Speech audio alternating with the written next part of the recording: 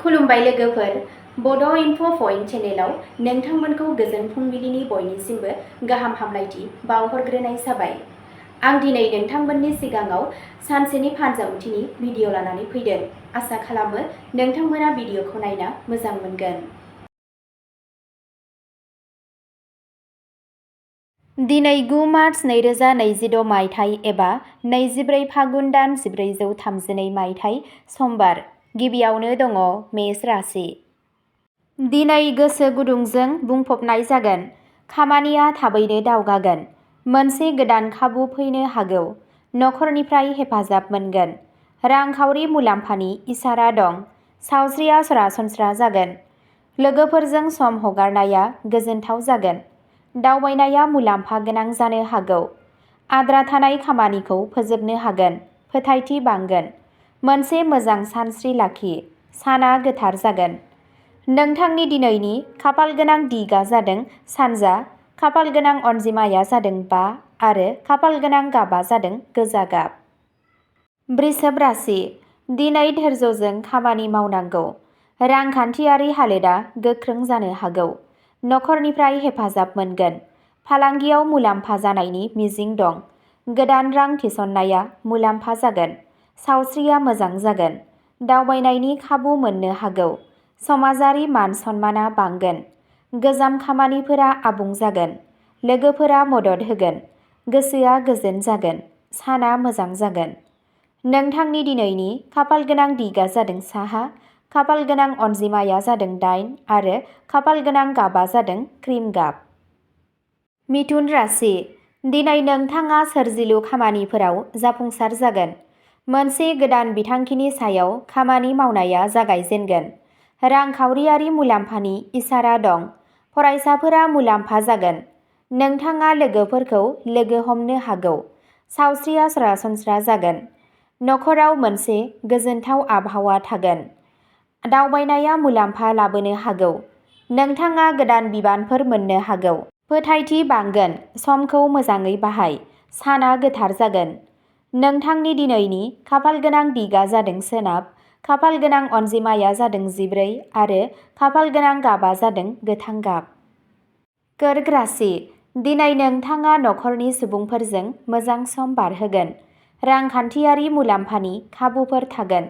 हा एबा सम्पथिजों सोमोन्दो गोनां हाबाया जाफुंहोनो हागौ। नोंथाङा बिमा-बिफानिफ्राय बोर मोनगोन। सावस्रिया मोजांसिन जागोन। धोरोमारि हाबाफोराव गोसो गुदुं जागोन। मोनसे गोदान खाबु सोमजिनो हागौ। फालांगियाव मुलाम्फा जागोन। दावबायनाया गाहाम जागोन। नोंथांनि गोसोआ गोजोन थागोन। मोजां फिथाइ मोनगोन। साना गोथार जागोन। नोंथांनि दिनैनि खाफाल गोनां दिगा जादों सा-सानजा, खाफाल गोनां अनजिमाया जादों 3 आरो खाफाल गोनां गाबा जादों गुफुर गाब। सिंह राशि। दिनै फोथायथिजों खामानि माव। केरियार दानायनि खाबुफोर थागोन। रांखान्थियारि मुलाम्फा जानो हागौ। नखराव सुखु गोजोन थागोन। मददआ लोगोफोरनिफ्राय फैगोन। मोनसे गोदान बिथांखिया जाफुंसार जानो हागौ। समाजारि मान सन्माना बांगोन। दावबायनाया मुलाम्फा जागोन। सावस्रिया मोजां थागोन। नोंथाङा मोनसे गोदान सिनायथि मोननो हागौ। गोसोआ खुसि जागोन। साना जाफुंसार जागोन। नोंथांनि दिनैनि खाफाल गोनां दिगा जादों खोला, खाफाल गोनां अनजिमाया जादों 1 आरो खाफाल गोनां गाबा जादों खमला गाब। कन्या राशि। खस्थ'नि गेजेरजों दिनै मोजां फिथाइ मोनगोन। रांखावरि मुलाम्फानि इसारा दं। नखरनि हेफाजाब मोनगोन। मोनसे गोदान बिथांखिनि सायाव खामानि मावनाया जागायजेनगोन। फरायसाफोरा जाफुंसार जागोन। बाहागोदारिनि गेजेरजों मुलाम्फा जानो हागौ। सावस्रिया समानथि थागोन। दावबायनायनि खाबु मोननो हागौ। समाजारि मान सन्माना बांगोन। फोथायनाया बांगोन। समा मोजां जागोन। साना मुलाम्फा गोनां जागोन। नोंथांनि दिनैनि खाफाल गोनां दिगा जादों सोनाब खोला, खाफाल गोनां अनजिमाया जादों 19 आरो खाफाल गोनां गाबा जादों रेजें गोथां गाब। तुला राशि। दिनै समानथि लाखिनो गोनां जादों। रांखान्थियारि हालोदा साबसिन जानो हागौ। मोजां मोनलायनायनि सोमोन्दोआव गोदै गोदै जागोन। रां थिसननायनिफ्राय मुलाम्फा जानो हागौ। लोगोफोरनिफ्राय हेफाजाब मोनगोन। सावस्रिया सरासनस्रा थागोन। दावबायनायनि खाबु मोननो हागौ। गोदान बिबानफोर फैनो हागौ। आद्रा थानाय रांखौ मोनगोन। समाजारि मान सन्माना बांगोन। गोसोआ खुसि थागोन। साना मोजां जागोन। नोंथांनि दिनैनि खाफालगोनां दिगा जादों सोनाब। खाफालगोनां अनजिमाया जादों 12 आरो खाफालगोनां गाबा जादों गलापि गाब। वृश्चिक राशि। दिनै साहस आरो धैर्यजों खामानि माव। जिउ राहायाव दावगानायनि नेरसोन दं। रांखान्थियारि मुलाम्फा जानो हागौ। नखराव गोजोन आरो सुखु गोजोन थागोन। धोरोमारि हाबाफोराव गोसो गुदुं जागोन। गोदान बिथांखिफोरा जाफुंसार जानो हागौ। दावबायनाया मुलाम्फा जागोन। सावस्रिया मोजांसिन थागोन। थाखुमानाय सुथुरफोरनि सायाव देरहासारनाय जागोन। समाजारि मान सन्मान बांगोन। समा नोंथांनि फारसे थागोन। साना गोथार जागोन। नोंथांनि दिनैनि खाफालगोनां दिगा जादों खोला सोनाब। खाफालगोनां अनजिमाया जादों 7 आरो खाफालगोनां गाबा जादों मै गाब। धनु राशि। दिनै नोंथाङा खाफालनि हेफाजाब मोनगोन। गोदान बिथांखिफोरा जाफुंसारगोन। रांखान्थियारि मुलाम्फानि खाबुफोर ओंखारगोन। फरायसाफोरनि थाखाय दिना साबजाथाव जागोन। नोंथाङा गेदेरफोरनि बोर मोनगोन। दावबायनायनि खाबु मोननो हागौ। नखराव सुखु गोजोन थागोन। नोंथाङा मोनसे गोदान खामानि जागायनो हागोन। सावस्रिया मोजां जागोन। आद्रा थानाय रांखौ मोनगोन। गावजों गाव फोथायनाया बांगोन। साना गोथार जागोन।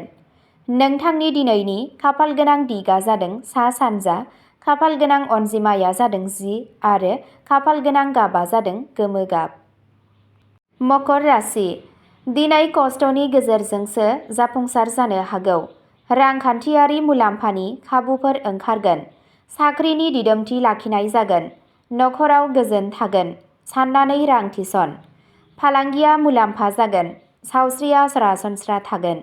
नोंथाङा लोगोफोरनिफ्राय हेफाजाब मोनगोन। मान बांगोन। गोदान बिथांखिफोरा जाफुंसार जानो हागौ। समा मोजां जागोन। साना मुलाम्फा गोनां जागोन। नोंथांनि दिनैनि खाफालगोनां दिगा जादों साहा।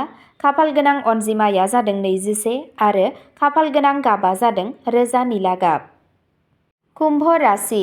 दिनै गोदान खाबुफोर मोनगोन। रांखावरियारि मुलाम्फानि इसारा दं। सोरजिलु खामानियाव जाफुंसार जागोन। लोगोफोरनिफ्राय हेफाजाब मोनगोन। मोजां मोनज्लायनायनि जिउआ गोजोनथाव जागोन। मोनसे गोदान बिथांखिनि सायाव खामानि मावनाया जागायजेनगोन। समाजारि बिथिङाव मान सन्माना बांगोन। दावबायनाया गाहाम जागोन। सावस्रिया मोजां जागोन।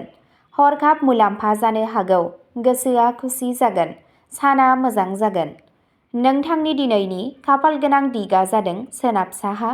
खाफालगोनां अनजिमाया जादों 16 आरो खाफालगोनां गाबा जादों अख्रां गोथां गाब। मीन राशि। दिनै गोसोआ गोजोन आरो समानथि जागोन। रांखान्थियारि हालोदा जौगागोन। नखरनि हेफाजाब मोनगोन। मोनसे गोदान बिथांखिया जाफुंसार जानो हागौ। सावस्रिया मोजां जागोन। धोरोमारि हाबाफोराव गोसो गुदुं जागोन। गोजाम जेंनाफोरनि सुस्रांनायखौ मोनगोन। खुसिया गथ'फोरनिफ्राय फैगोन। दावबायनाया मुलाम्फा जागोन। मोनसे गोदान खाबु सोमजिनो हागौ। फोथायथि बांगोन। साना गोजोनथाव जागोन। नोंथांनि दिनैनि खाफालगोनां दिगा जादों खोला सानजा।